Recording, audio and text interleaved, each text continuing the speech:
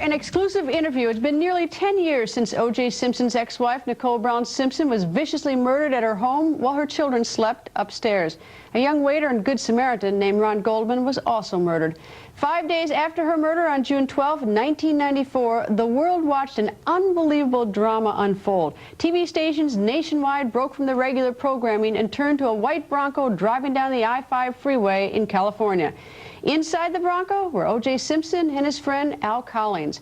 O.J. was supposed to be turning himself in to police, but instead there was word O.J. had a gun to his head. As helicopters and police began a slow-speed chase, thousands of drivers stopped their cars and hordes of people raced to the freeway to cheer on O.J. The chase ended at O.J.'s house, where he surrendered. What transpired in the days after evolved into what was called the trial of the century, with O.J. eventually acquitted of their murders.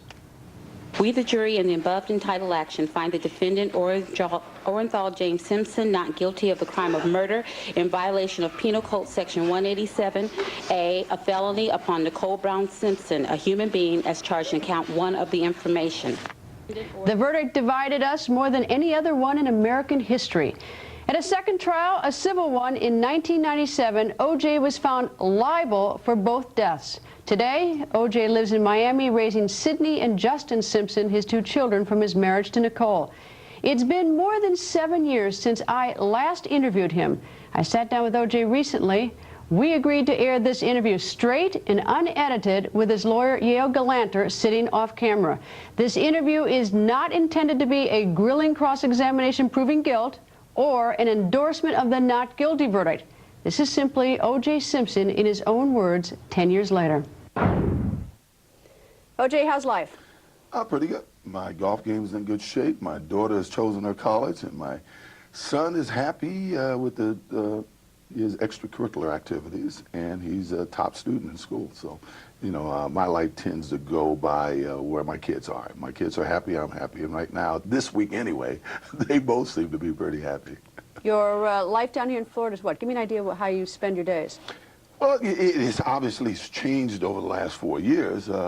A lot has to do with, you know, my kids, you know, their maturity, and my daughter becoming mobile 2 years ago has really freed me up a lot, because she can drive to school with my son. They go to the same school. It's the first time they ever went to the same school, started about 2 years ago. So normally I try to let them see me or me see them in the morning before they go to school. They rarely eat, you know, so, but I'm just there and whatever's going on, because you find that when you have teenage kids, you have to catch those few moments. I used to have it when I drove them to and from school. Well, I don't drive them now. I pick my son up after school, but then I normally will probably go to the golf course and play golf with my buddies. We tend to have brunch or lunch after. If there's errands to run or shopping to do, I shop twice a week, and I do all the shopping, grocery shopping, a couple of days a week. Then I read, I write a lot, and normally I try to spend the late afternoons getting by my son's practice, watching him practice, and then I bring him home. When you say you write a lot, what are you writing? Just my thoughts of things. Are you writing a book? My observations. Not really, I'm putting them down. You know, somebody told me once, put all your thoughts down. And I recall doing, back in the early 90s, somebody gave me that advice, a lawyer gave me that advice, to put all your thoughts down. When you have thoughts about stuff, put them down. Sometimes I watch, I used to watch a lot of court TV. Then I stopped. And then from time to time, depending on what the cases are, you know, I will watch, and sometimes I make observations. Why do you watch court TV? Why are you watching the legal You know, cases? I realize now, it took me a long time to realize, I couldn't understand why people were so into my trial, why it was on TV, and you know, I meet people, they say, I watched every minute of the trial. I had more people who taped the whole thing. You know how much tape that must have taken? And they'll say, if you need it, I got all the tapes. Anytime you need anything, I got it, right? And it used to, I was kind of befuddled by it. But then, I think it was the nanny trial or something, with the nanny up in Boston.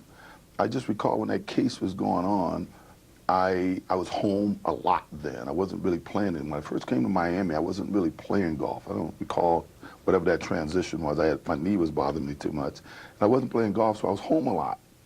And I don't watch soap operas, you know, most of the movies I've seen on TV. And I would find myself, you know, flipping over, and I watched this nanny trial. and it sort of, I found it very interesting, you know. It was curious watching the experts, and I always like to dog the so-called pundits, because most of the time they're wrong, and in that case they were totally wrong, you know. And I don't know, so from time to time, if there's a case that interests me, I'll follow a case. What do you think of our justice system? I think it works better in autonomy. I think once you put it out in the open, even though I sometimes am intrigued by it. Meaning what? Putting it on TV, camera? I think it changes everybody. I think it changes everybody. I think the media influences it far too much. Their opinions are far too, you know, I think the public who follow cases are swayed by the opinions of the various pundits who comment on it. But isn't it the jurors who matter?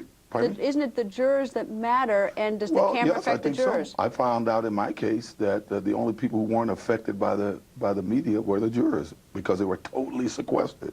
And unfortunately, most cases the jurors aren't totally sequestered, and I know they're affected by public opinion, by neighborhood opinion, and you cannot protect them from if it's a high-profile case, you cannot protect them from being infected by somebody's opinion, somebody else's opinion. And if it's going to be a tough and unpopular decision, I think jurors are affected by it. If they're unaware of what's happening out there, sometimes I think you're going to get a true and honest vote, a decision. I think it affects other witnesses in cases more than anything else, because people go on, they're out in the public, they're afraid to, once they know and they're being seen by the public, people get afraid, people change their opinions. All right, let me ask you about a couple high-profile cases. Michael Jackson, Kobe Bryant, what are your thoughts on those?